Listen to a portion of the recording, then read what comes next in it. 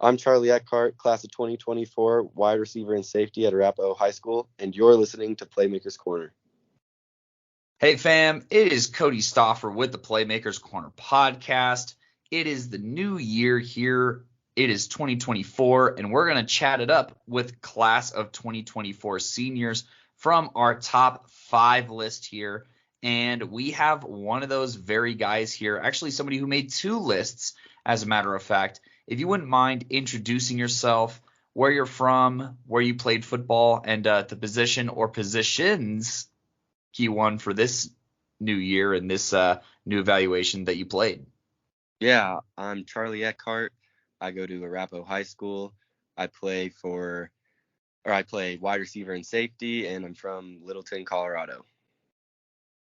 Sweet. And for those who don't know, as if I didn't talk about it enough during the season, I also went to Arapahoe, and I actually think this is the second athlete we talked to. Were you familiar with Jared Ramos back when he was a Warrior, Charlie, at all? Yeah, I'm buddies with Jared. He was a senior when I was a sophomore. Got to be around him a lot. He's a friend of mine.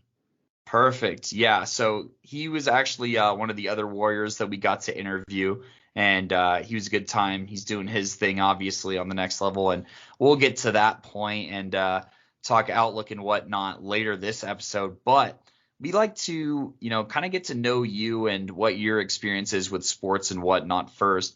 And we always ask 2 questions to start kind of the interview here. But what is your favorite sport viewing experience, or just your favorite experience as a fan? This could be a live game, a game that you saw on television, or, this could be any level. It could be, whether you watched a high school game, professional, college, what have you. And it doesn't even have to be football. But let's just hear what it's like to be a fan here from one of the stud athletes in Colorado. Yeah, my family has had season tickets to the Broncos games for a long time. And when I think it was 2015 or 16, one of those two, back when they had that really good defense and were Super Bowl champs, I got to go to the AFC Championship game and get to see them beat Tom Brady and the Patriots, and the environment of that, and getting to see them go to the Super Bowl and being a diehard fan was one of my favorite sports experiences and memories I have. Yeah, that was a fun year. I am also a Bronco fan here, and so that you can't really beat that. That defense was going crazy that game too, and Gronk literally almost carried them back in. But then just when they tried to spam the Gronk button over and over again, that Denver defense stepped up and got that ring. It's been a little tough since then, but Right. we stay true with our team through thick and thin. Yeah, no, it's been rough, but hoping they draft well this year. This a little off topic, but who do you hope that they take in the draft with that first round pick? Yeah, I honestly don't know. I just hope they get a quarterback, because obviously that's been the main issue for the past 6-7 years. They can't seem to figure out that position. We drafted Paxton Lynch and Drew Lock, and none of those worked out. And I feel like eventually you got to get one that works. So I just hope they draft a quarterback. Penix, if he can go that low, I don't think he would, but one of those guys. Maybe McCarthy. I'm not sure. Yeah, I feel you on that. I would definitely prefer Penix if he falls. It would have been a little bit easier to get him if he didn't make the national championship and didn't play so well against Texas. But, we'll see. And, there you go. There's a little sample size for any future GMs or whatnot, as Eckhardt the scout right there. So he's not convinced on McCarthy quite yet. Not fully, but he's done a lot of winning. So That's true. That's true. And speaking of, watching games and stuff like that, obviously, that version of the Broncos that won the Super Bowl, not the craziest offense, but definitely some playmakers on that side of the ball. And obviously there was the legendary offense just a couple years prior. And that kind of leads me to talk your game a little bit here. Was there any player as you were growing up, or even, as you've been playing recently, players even, that you've modeled your game after? Well, I wouldn't say there's one particular player. I've had favorites growing up. Obviously, Peyton Manning was a favorite of mine, Demaryius Thomas, Manuel Sanders. But on the defensive side, I've always really loved watching Ray Lewis and his physicality and mindset and aggression. So I try to, before games and with workouts and everything, have a tougher mindset like that. So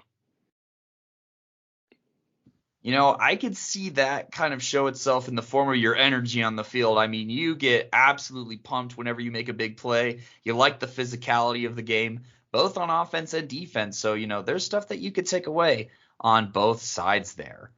yeah, for So sure. I respect that for sure, man. And, you know, taking that memory idea and bringing it to a more personal level, what is your favorite experience or memory while playing? Once again, this doesn't have to be limited to football. And if there's more memories than one, feel free to rattle them off. Just like a sports memory in general for my career. Yeah, of your career. That's right. Well, I think my favorite part of sports in general is just the friendships and social aspect, the bonds with people you build, the skills you learn over time has been my favorite part. If there's a favorite moment, favorite game, my favorite game probably was the Heritage game this year. That environment is always crazy, sold out. The crowd was really into it, and we took home the win. So that's always really fun. And after that, I got to hang out with my friends, and it was just a great night all around. So I'd say that game is my favorite sports memory in high school. You're so modest, man, not even mentioning the fact that you went off that game as well with some big catches and some big interceptions. Yeah, well, that helps. That makes it better for sure. That's a big reason why too. Feels good to do all that. Yeah, you went crazy on that game. And I just want to double check. We did have a little bit of, I don't want to say controversy, but what do you call that game? Or do you call it by the name of the trophy, or do you call it something else? We just call it, I don't know, my friends, I don't even know what the name of the trophy is, honestly. We just kind of, the Heritage Arapahoe rivalry game. We don't have a name for it. At least I'm not aware of it. There probably is one. Yeah, it's something along that starts with the B. I always just call it the milk jug game Oh because yeah, it's just like that's because it's just a milk jug. But there's something. It's like the Birkenstad or yeah, something to that nature. and after that game, we got to take the milk jug and uh, bring it out or just have it with us for the rest of the night. Bring it back in the morning and just hold it because it's the trophy of the game, and it's a great to have it at the school. The team that wins that year, they get their team name and the score and put on the trophy and get to keep it in the hallways. So it's nice to see that passing by every day.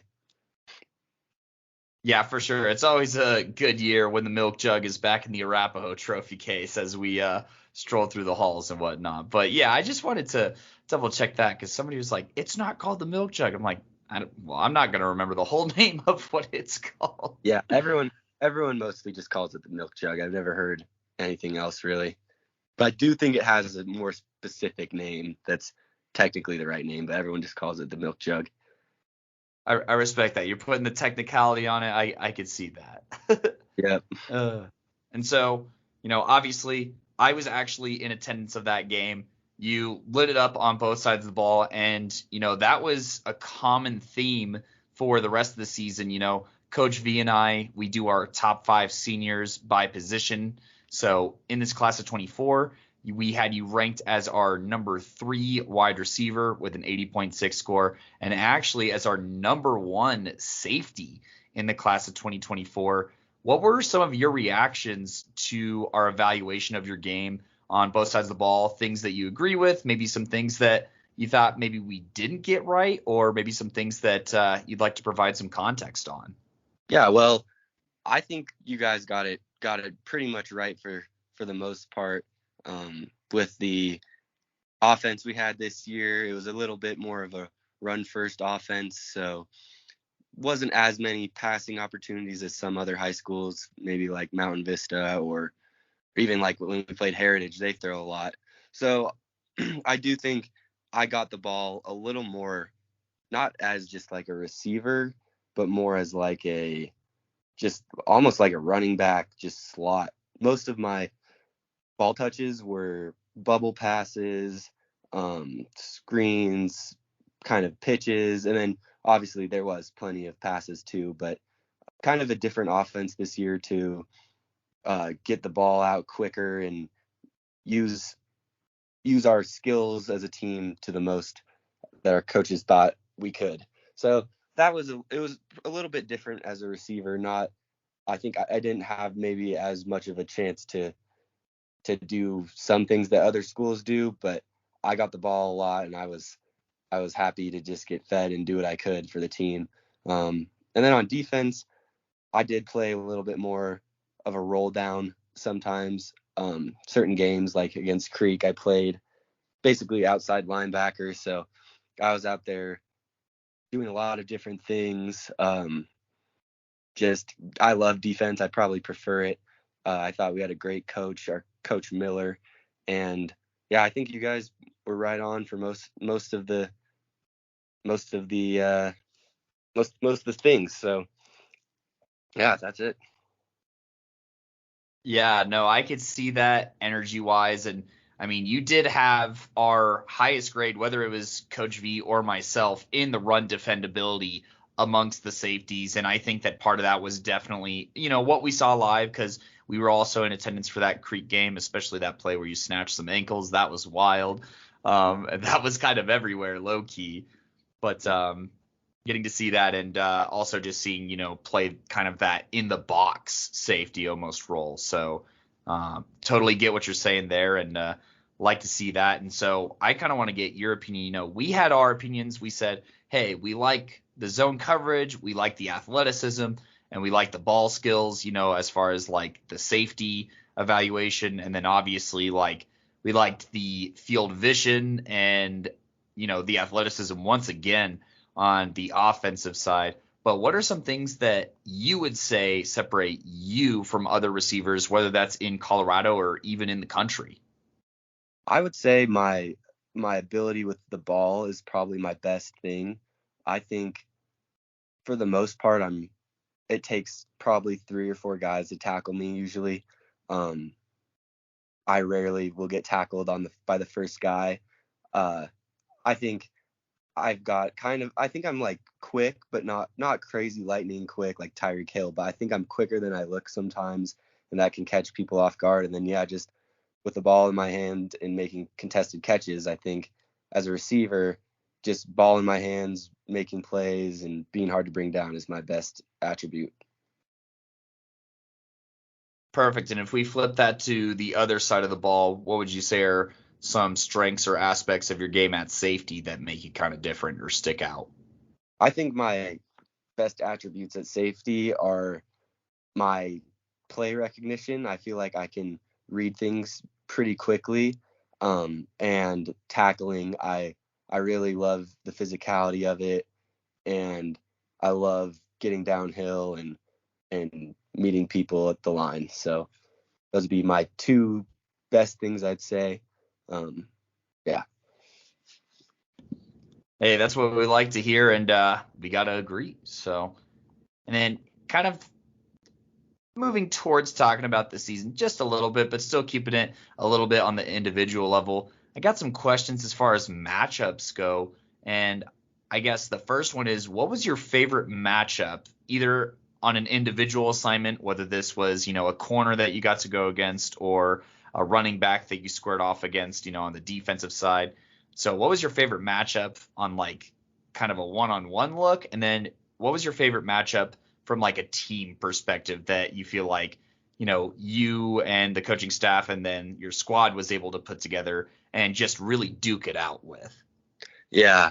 I think my favorite matchup individually was probably either when I was just Jordan Heron I know that may not be one-on-one, but getting to go against him, it makes you lock in and focus a lot more compared to some players where you don't know where he's going, not getting juked badly, and making sure you can get a tackle and see where he's at.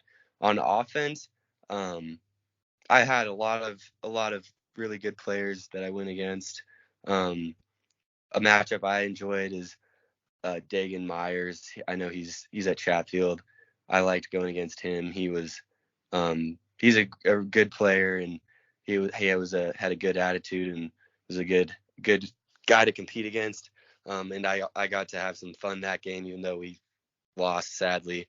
And then team wise, my favorite matchup was the Creek game. That was my favorite, even though we lost.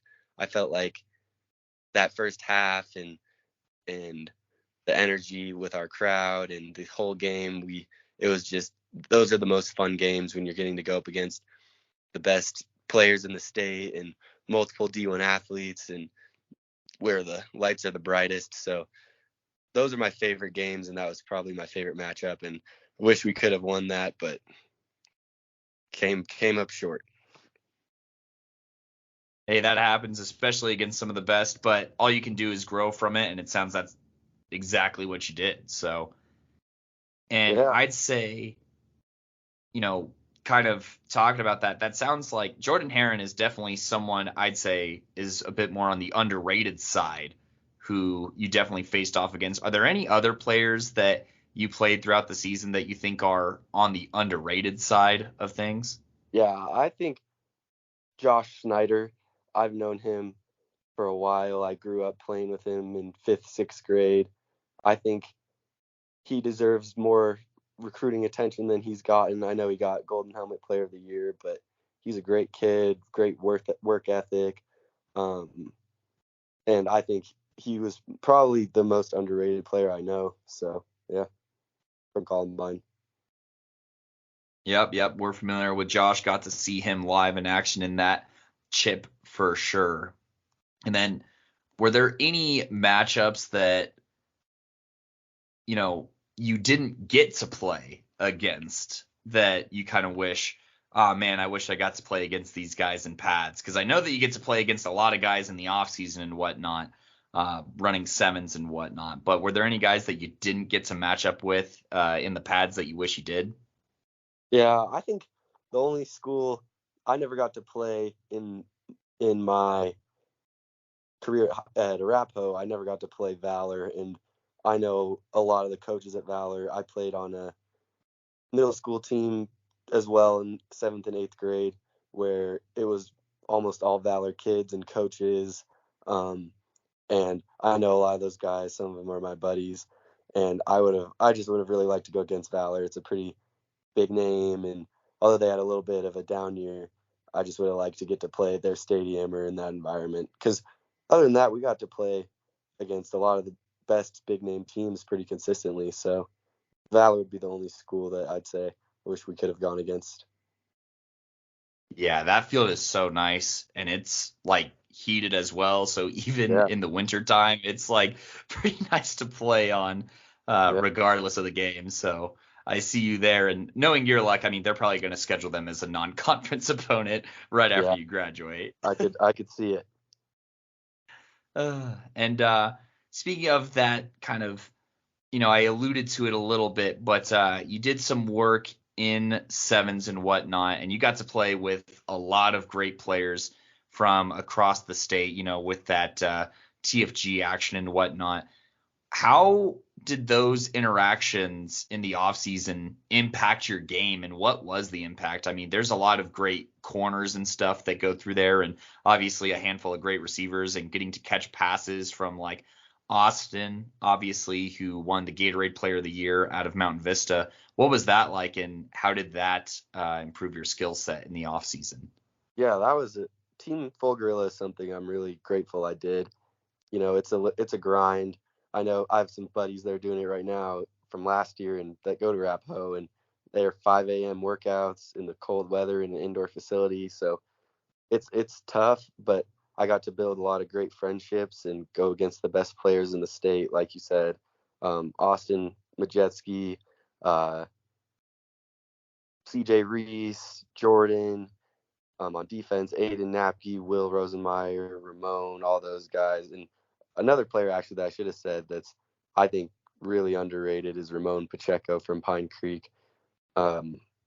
He was always a guy that was tough to compete against and brought the best out of my game. So yeah, TFG was loaded with great players, great coaches that really care and invest in the kids. And it was just a fun experience for me, and getting to travel and see other kids that are from all over the country. I got to play against LSU commits, Michigan commits, get to see the best of the best and compare yourself. So I'm really happy that I did that and would suggest it to anyone that's trying to play at the next level to play some kind of 7-on-7. Yeah, I mean, that travel part is invaluable, and I got to agree with you on all those names. Pacheco was one of our top corners and definitely somebody who I think got a little overlooked, and I'm excited for him. He just recently committed to Western, and I think that he's going to do awesome there and probably smash expectations. It wouldn't be the first time that we've seen a Colorado guy go to a D2 and absolutely obliterate the competition. Yeah, And no, I agree. I could see that. He's had like 6-7 picks a year for the past 2 years, and he was locked down at all of our practices, so made huge plays against the best teams. I could see him blowing up for sure at Western.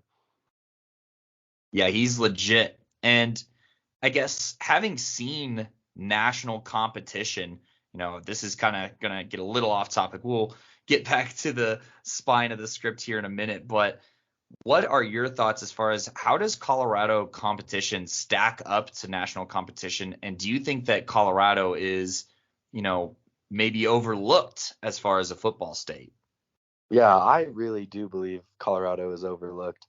I think there's a lot of talent here that doesn't get the attention it deserves, and you can see that in the great players that are playing, like all those Colorado kids that were in the national championship game. I think there was 6 or 7 of them, or maybe not all playing, but at least on the rosters. And I think for sure people get overlooked. Like when we're going on those tournaments, you'll go against guys that you're like, yeah, they're a different level of athlete. But then there's a lot of guys where you'll look at them and they'll have high level P5 offers, and you're like, this guy's no better than what I'm going against. I do think that some of those states like Texas, California, Georgia, they have more depth all around on their teams because football might be a little bit bigger deal overall. But I totally think there's a lot of players in Colorado that get slept on, and I wish it was different, because I do believe that California, Texas, those schools, they get, well, I know they get looked at first, and produce the most Division I players. So yeah.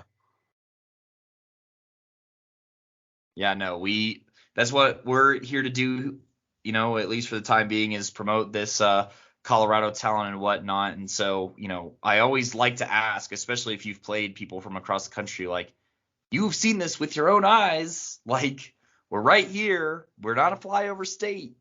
Come hit it up. So shout out to the recruits who do know, or the scouts who do know, I should say, and they pull through. But before we talk college and stuff like that, I kind of just want to focus a bit more on the season, and I want to say, I actually did the preview, and I always grade Arapahoe pretty hard. I'm not gonna lie, because I'm like, come on, let's push this here. And I was really surprised by the offense that you guys ran this season. That was not a part of my notes.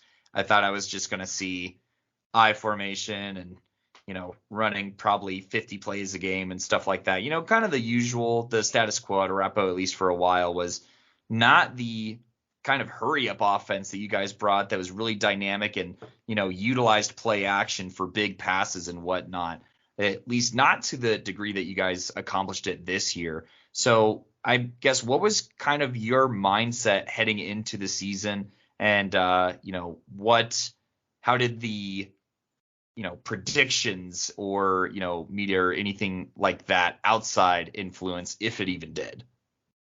Yeah, well, for me, obviously, I was I'm playing to try to go to the next level every game. That's what I'm thinking about, is what plays can I make and to give my all and perform the best. I thought our offense this year was worked. It worked really well, and I was glad we switched it up. It was a little more creative, a little unique. So some defenses struggled a little more with it because they hadn't seen it before.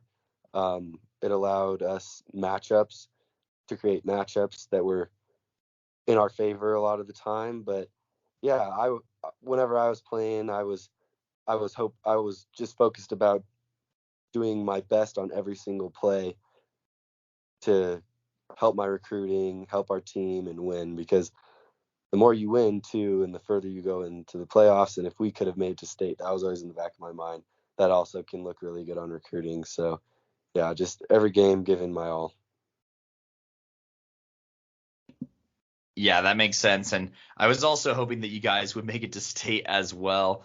And I mean, obviously did not go to that extent, but I kind of want to just hear, at least from inside the locker room, kind of your week by week rundown a little bit here of the season. And, maybe some of the good, maybe some of the bad. And, if you have any of the funny as well. We're willing to hear some funny stories throughout the season as well. But yeah, just take us through this last 2023 fall Arapahoe football season from your eyes and from the eyes of the Warriors.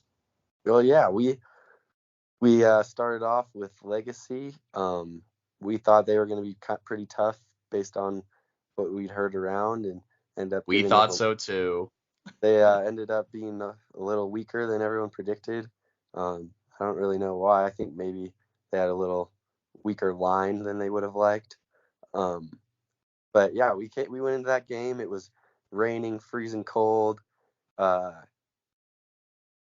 Went out and played really well and really dominated on all aspects. So that was a great start to our season. And after that, our locker room and players, we really believed in ourselves a lot, but we still knew we'd have a lot of tests because at the beginning of the year, it's hard to know how good teams actually are because there haven't been many matchups.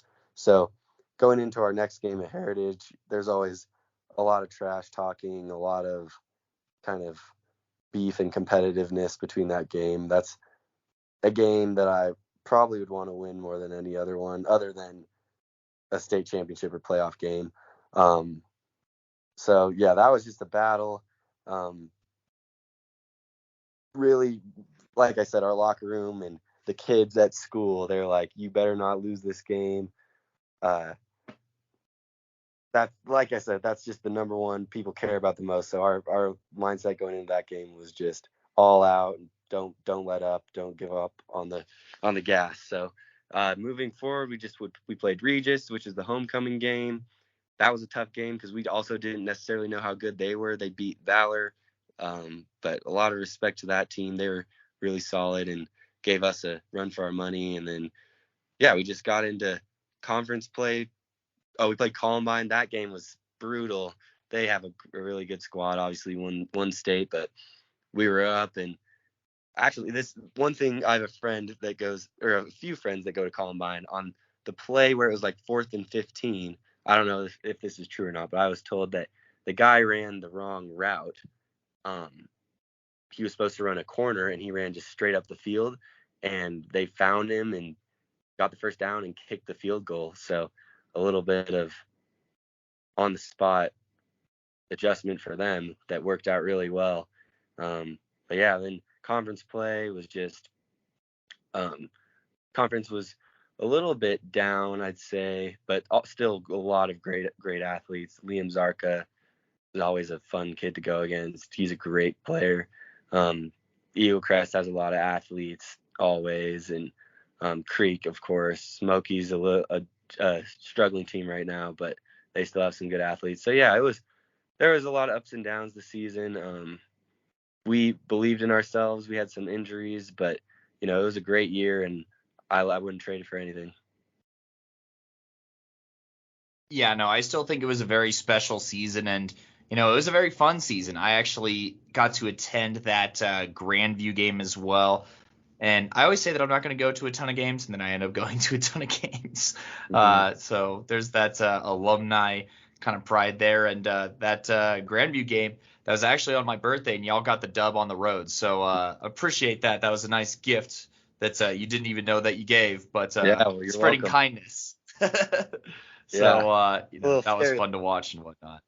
Yeah. And I guess, what would you say are maybe some of the biggest positives from this past season that you kind of took with you? And then what are some lessons that you hope the younger players will take with them into next season?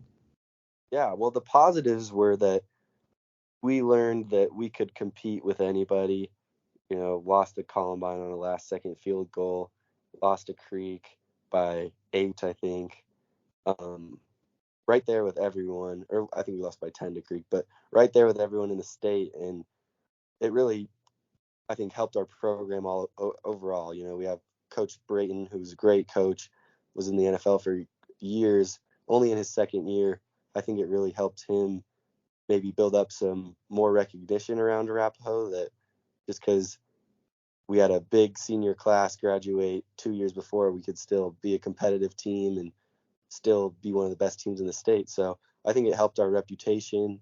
And I hope that the younger kids, I think maybe my biggest takeaway is the importance of self-maintenance throughout the season, making sure you're not losing too much weight and strength, and pushing yourself through the classroom, um, every practice. And I think that was something that I wanted to work on the most, because I struggled with that kind of sophomore, junior year. I think I started at like 190 junior year and ended at like 180 ish. Or no, I was more like 185, ended at 175.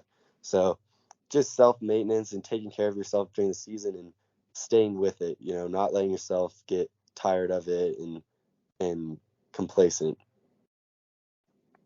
I appreciate you bringing that up because I do think that goes kind of under, discussed in especially high school football circles where it's like what you do during the season, it goes outside of, practice for that couple hours a day and outside of the game and whatnot. It's what you're eating Monday through Saturday. I always got to throw a cheat day in there, but it's what you're eating and, what accessory exercises are you doing to, keep up outside of practice? Are you still lifting weights? And, at that rate as well, make sure you're not lifting too much, like don't go maxing, the day before a game and stuff like that. So I like that you kind of put a highlight on that just because that is something that, a lot of these, especially younger kiddos, aren't going to know how to do or even think about. So now they could start getting their mind right with it.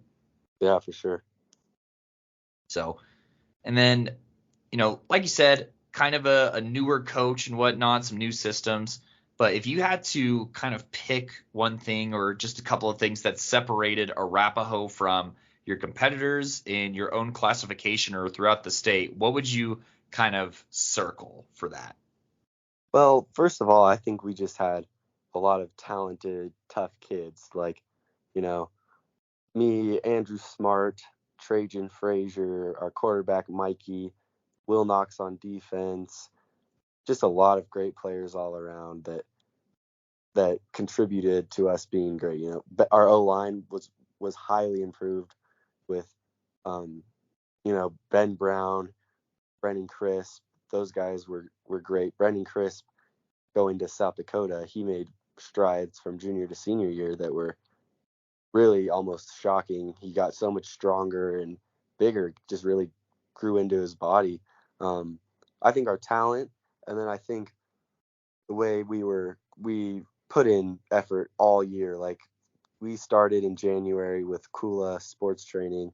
I think they're a great service. They really took all of our games to the next level, and we really came together as a senior class and team and hit the weight room really hard.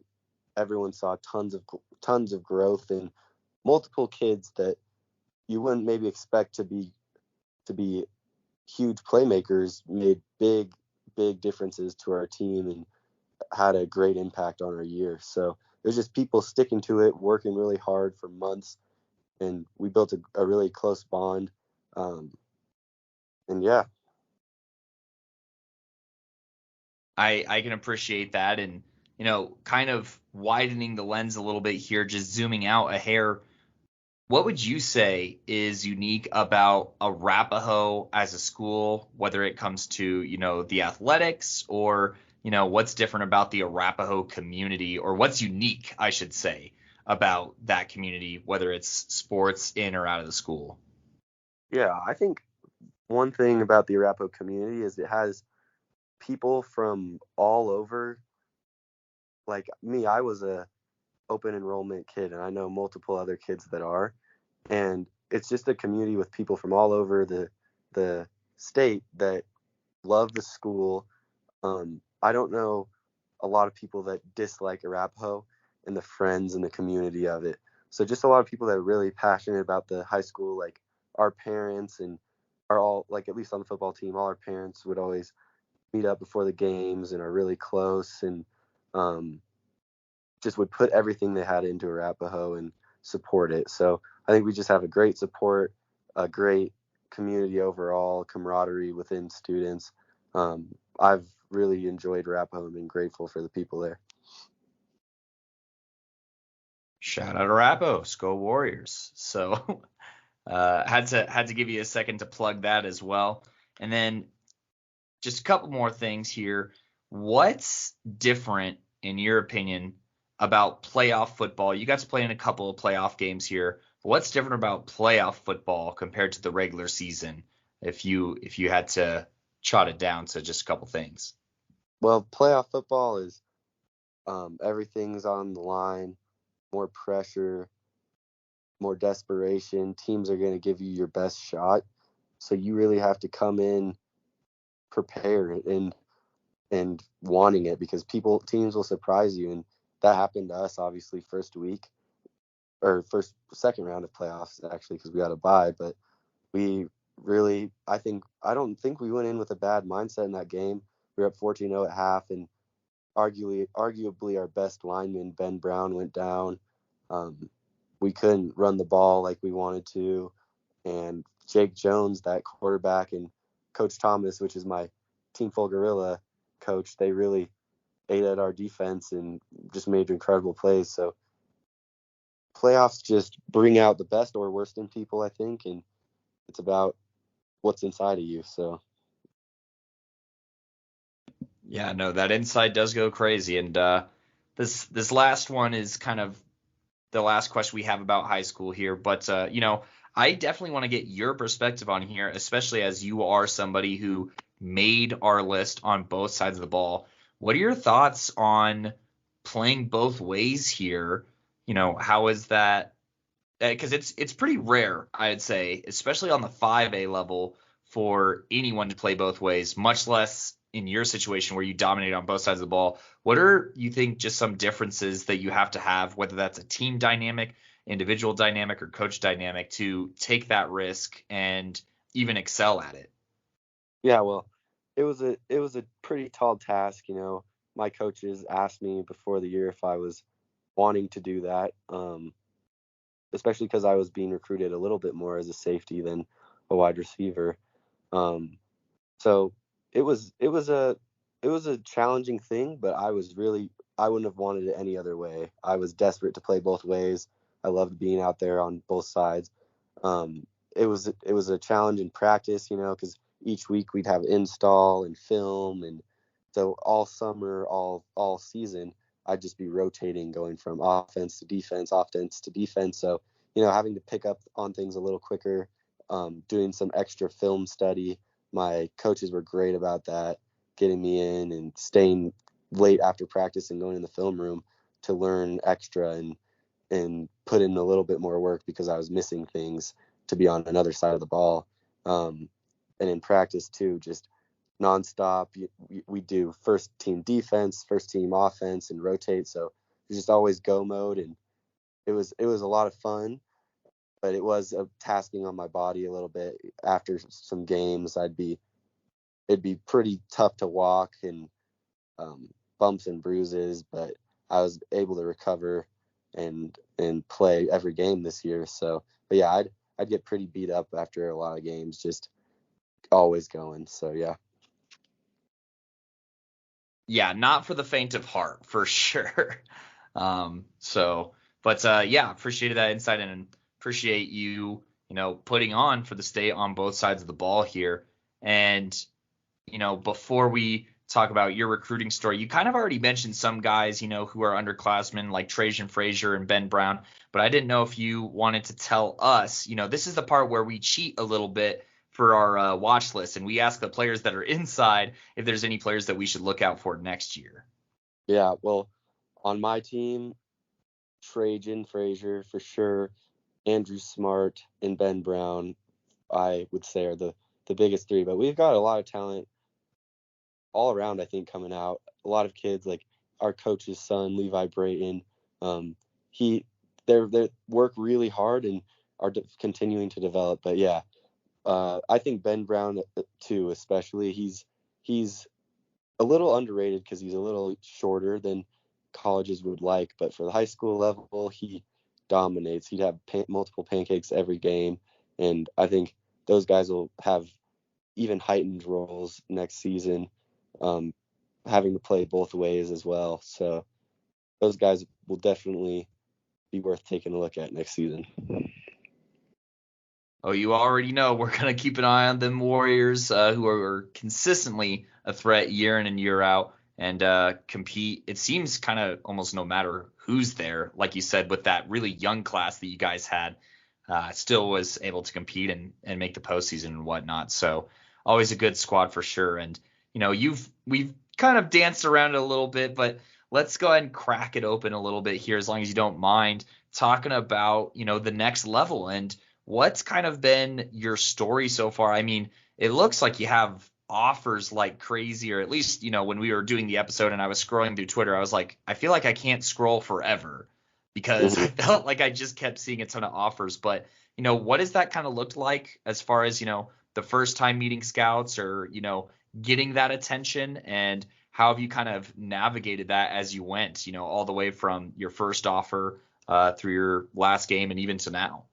Yeah, well, I first kind of realized I wanted to really focus on football sophomore year. I was a football player. Basketball was my main sport for a while. I kind of started enjoying the weight room more than practicing basketball. Didn't have the same skill that I used to, and pursued football in a way that I liked. I just loved. So I got serious about it. I did track, quit basketball, even though you can still play both. I just wanted to focus on football and track and speed and stuff. So did that, did full gorilla, which I also think really helped my recruiting. And my first offer came February last year to Colorado State. Built a really good relationship with their coaches. Took an official in the summer, but just wasn't ready to commit there yet. So, and then, Air Force and the Ivy Leagues came in, and over time, just more schools start to grow interest. You build a name for yourself, and they all come in. Washington State offered me, also got to take an official there in December, and they're a great staff. Really, really liked them. But yeah, I'll be making a decision definitely before the first, or definitely before February 1st on the signing date. But yeah, that's kind of my story. I've got to see it all. I've got to see more of the smart Ivy Leagues. I've gone to Princeton and Columbia and Harvard, built great relationships with those guys, really love those schools, as well as the bigger time schools like Washington State and Colorado State. So yeah, the recruiting process has been really stressful and tough. It's hard to know what you want and what you think will be best for yourself for life, for your 4 years, just to make yourself the best football player that you can possibly be, and hopefully go to the NFL, but as well as getting yourself a good education and all around best person. So I've I think most people say this, but the recruiting process is a love-hate relationship, and it's been a lot of fun. Got to see a lot of cool things, meet a lot of great people, but also pretty stressful, because you don't know what you really want. And so, yeah. Yeah, no, we've definitely heard that love-hate relationship a little bit for sure, as it is just, it's hectic for sure. And, especially when you're getting all these looks from kind of very different places as far as culture goes. I mean, being an Ivy League recruit, I mean, man, first off, congratulations on having the smarts for that, because anytime we talk recruiting with the Ivy League, Coach V and I, we weren't those kind of students. So, we always find that interesting. I guess, like, what's kind of different about, Ivy League schools, whether it comes to recruiting for the field or even, just talking kind of the vibes you get from an education standpoint? Because, like I said, Coach V and I, we were good enough to go to Northern Colorado and kind of that ballpark. So, how does that differ from, places like Washington State and like a CSU that, Washington State, Power Five, as far as football culture and whatnot goes? I feel like the vibes have to be a little different at least. Yeah, the vibes are different. The Ivy Leagues are a little bit obviously more passionate about the academics, and I'd say it's more about the school in general than the football staff. The football coaches, they love football. I really believe that. They care a ton about it. It's more like they don't get the same support, the same attention, the same money, the same funding, the same benefits that the bigger schools do. They don't get to give kids NIL.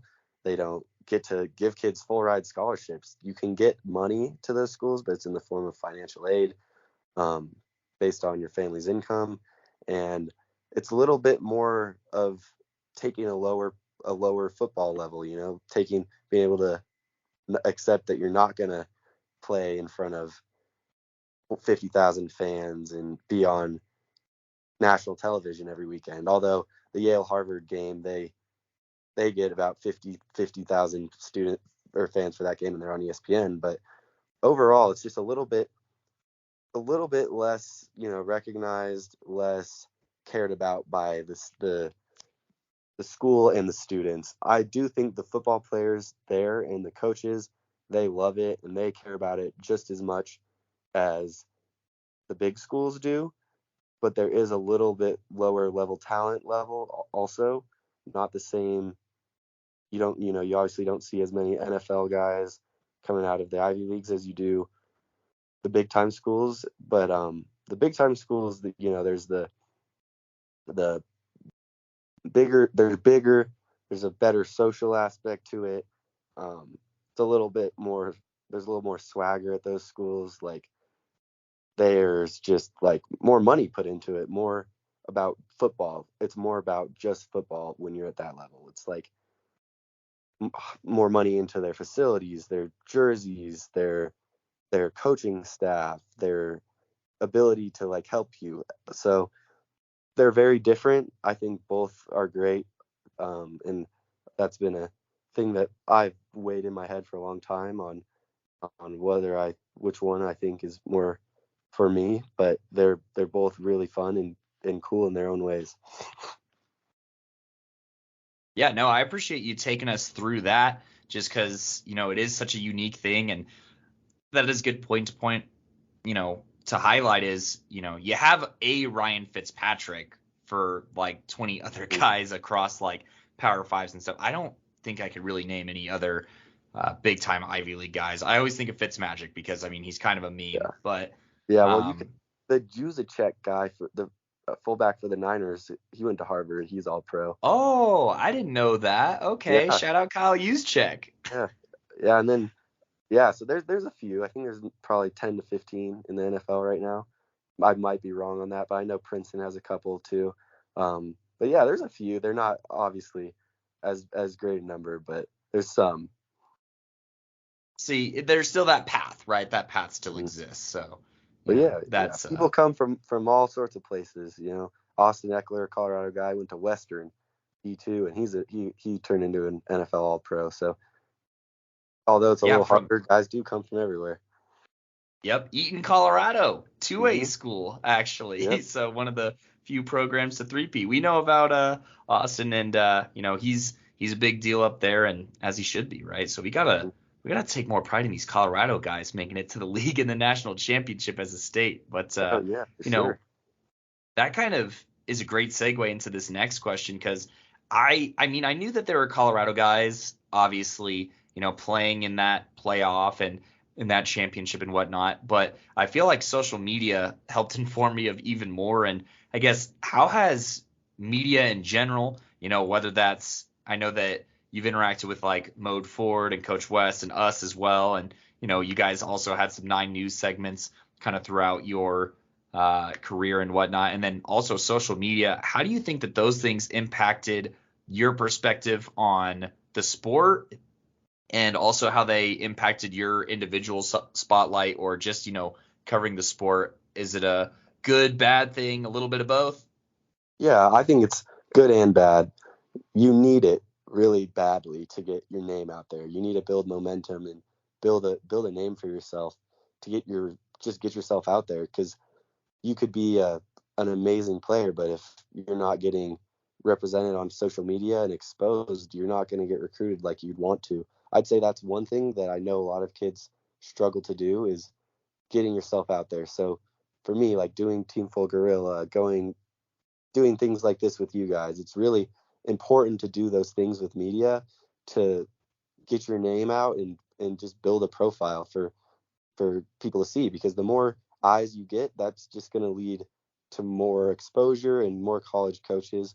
Um, I think it has hurt kids that maybe deserve more attention than they have, and helped kids that maybe don't deserve as much as they should, by just having tons of publicity and hype. But building that is undoubtedly important, and something that I wish I would have even started sooner. I didn't get a Twitter till sophomore year, I don't think, after my football season, and uh, I wish I would have started it as an eighth grader. So the times have changed from what they used to be. With coaches used to be just like taking people's word and going to the games, and there'd be film, but not the same. So yeah, media's changed it all, and I think it's really important to use it. Yeah, you definitely got to be with it. It's better to be on the train than off the train as far as that goes. For So sure. And I'm also going to use that as an excuse to plug us, from Charlie Eckhardt here, get involved with PMC, all those other top 5 guys who, made our list. Let's schedule that interview. Let's get it rolling so you could hit the spotlight like Charlie here. But, you know, obviously you talked about some things that, are different about the schools. And I think that kind of reflected some of the priorities that you kind of had a little bit as well. And, if you want to play spoiler and just drop the name of the school, if I am not going to stop you. But on the broader sense and probably the more realistic side here, what are kind of your outlooks or goals for college ball? And what are you going to do this offseason to reach those goals and be ready? Yeah, well, um, like I said, I'll be saying where I'm going pretty soon. I'm not going to spoil it yet, but um, Drats. I I'll, had to I'll, try. it'll be out there for sure for the next signing date. Um, but yeah, my goals, my first goal is to make the NFL. I want, that's a dream of mine. I want to go and be paid lots of money to do my favorite thing. So if that somehow is a possibility, that'd be my first goal. Um, this off season, I'm gonna do. It's becomes a business, so I'm not gonna waste any time growing my body in every way that I can. The schools I've talked to, they send you a workout plan, and you go there in the summer. Uh, Ivy Leagues, you can't go till August, but everywhere else, you're there in June, um, working on your body, getting bigger, and on those plans and workout plans. So I'll be doing everything I can to get bigger, stronger, faster, and take full advantage of my athletic potential and see what I can become. Yeah, I already know that you got the drive for that, and we are excited to see what you will do. And you just talking that far into the future, I almost forgot to well, I forgot to think of this initially on the script, but I added it real quick. Would you ever consider coaching? If we're looking way ahead into the future here, we looked a little ahead by talking NFL, but I want to look even way past that. Would you ever consider coaching, whether that be high school ball or otherwise? Yeah, I'm sure I want to coach high school level. By being around these college coaches, it's a little bit more up in the air for me with that. Those guys are ungodly busy. They're recruiting. They're basically like they do everything that a college athlete does and more. And so that lifestyle, moving all the time because the jobs change constantly. Uh, it's a tough lifestyle. It's pretty hard on your family, and you have to really, really love it.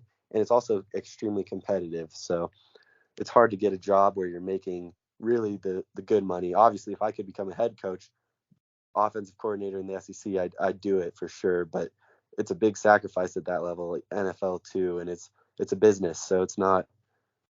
It's all about production, and if you're winning, and I'm sure it's a stressful job and competitive, like I said. So not built for the weak or lazy. It's a pretty big job, but I like going back to high school. I think that's less of a commitment, and I'd love to coach high school. I think being around youth is a great thing. My dad did a lot of coaching. He didn't coach me in high school, but just eighth grade, like club basketball, football, soccer, even. So I think being around kids is a really good thing for you as an adult, and I plan on coaching at some point.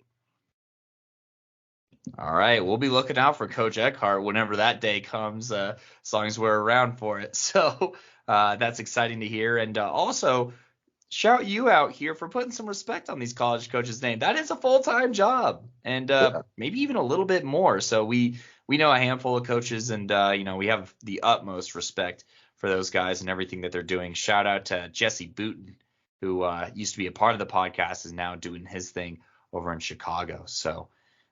But that addresses a lot of the college stuff. But we kind of got just two more questions here. Well, one of them's not even a question, but this first one is, and it's kind of, what advice would you give to you, like a freshman version of yourself, whether that be on recruiting or academics or on the field or with coaches or relationships? What would you like to tell yourself, or the biggest things that you've learned in your high school career?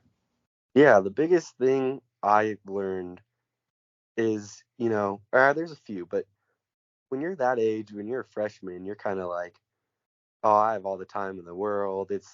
I'm not going to be at 4 years is forever. It's not that big of a deal right now. And I think I was like that as a freshman. I was kind of just doing whatever, not pushing myself as hard as I wish I would have been, and not as serious as I wish I would have been. I know you want to enjoy high school, but I didn't appreciate how real it gets fast, and I think I did realize that after my sophomore football season, that I really wanted it, and that I actually have to lock in and work really hard. But I'd say that there's a lot of kids that are a little late to it and don't necessarily think it's as big of a deal as it is to get going. Um, and are a little afraid to take a chance and go out there and put themselves out there, which I know I was too. I was a little, even with like 77 stuff, like I didn't have a lot of publicity around my name, and you just can't be afraid to go put yourself out there and try things. And if you're not good enough, you're not good enough. But if you are, there's so many life-changing opportunities that can come from sports, and also taking care of your work in the classroom. I'm really grateful that I did that. I've been raised in a way where there was an acceptance of not doing well in the classroom. So that I'm grateful my parents did that. And um, education is a significant thing because no matter what level recruit you are, if you can't get into a school and have all F's, you're not going to get in. And having good grades has opened a lot of doors for me, and it's a green flag for every coach. They want to see that. So yeah, taking care of everything you can and not looking back and being like, damn, I wish I would have done more. I think the sooner you realize that, the better off you are. That's some great advice. And, I think that that's one of the big reasons why we started doing these interviews was obviously to get your side of the story, get some context and whatnot. And especially for a guy like you that we've known your name since sophomore year and everything that you accomplished and whatnot. So it's good to hear, the things that you learned along the way, and hopefully some of the, kids that are next up, whoever the next Charlie Eckhardt is, maybe listening to this show, and everything that you've done for Colorado football does not go unnoticed. And we appreciate that and this advice and, the time that you've taken for this interview. And you already slightly hinted at it by shouting out your parents, obviously. But at the end of all of our interviews, it's time for us to be grateful. And we also like to give you some time to just shout out anyone who's been important, whether it's, your academic or athletic career, and just give you time to thank them on the show. This could be friends, family, coaches, fellow players, teachers, or what have you. I always just recommend saying, and everyone else, who you are at the end, in case anyone might get salty for not getting the direct name shout out. So that way it's like, I didn't forget you. I said everyone at the end. But yeah, go ahead and have at it. Well, yeah, obviously family, they've been at all levels, aunts, cousins. I have a great supporting cast. My grandparents, they all, and obviously parents, siblings, they've been super supportive of me, passionate, trying to help me in every way and give me the best opportunity to make my dreams come true. So all those people, my coaches, obviously at Arapahoe, at Full Gorilla, all the trainers I've had, they've been great people. Never had one person that I've really worked out with that and have had around me that hasn't done what's best for me up to this point, which I've been really grateful for. And yeah, just as well my teammates and friends for being great motivation, great people to be around and work with to push me. That's probably it. Not much else. Yeah, it takes a village. We believe that here at the pod, and football is one of those sports where you need 11 guys doing their job to get her done. So, and we think that that's kind of no different as you head forward into that next phase of life. And so, Charlie, I just want to say thank you so much for taking some time to join us on the show. Yeah, thanks for having me. And that does it, folks. Obviously, Charlie Eckhardt. Be sure to listen to those episodes. That was the top 5 receivers in the class of 2024 and the top 5 safeties of the class of 2024 here in Colorado. You can listen and find those episodes anywhere you listen to podcasts, whether that be Spotify, Apple Podcasts, Google Podcasts, and a handful of other websites. They are also on YouTube. And whenever you go to any of those, be sure to follow, like, subscribe, whatever it is for that platform, and turn on notifications so you get notified of all of our latest episodes. And for more content, be sure to check out our TikTok at Playmakers Corner. Be sure to check us out on other social medias, be it at Playmaker Corner on Twitter/X, or Playmakers Corner on Instagram and Facebook, where we got highlights, clips, reels, episode covers, and everything that you could possibly want regarding our content here. I have been your host for this episode, Kodey Stauffer, and this is PMC Fam signing off.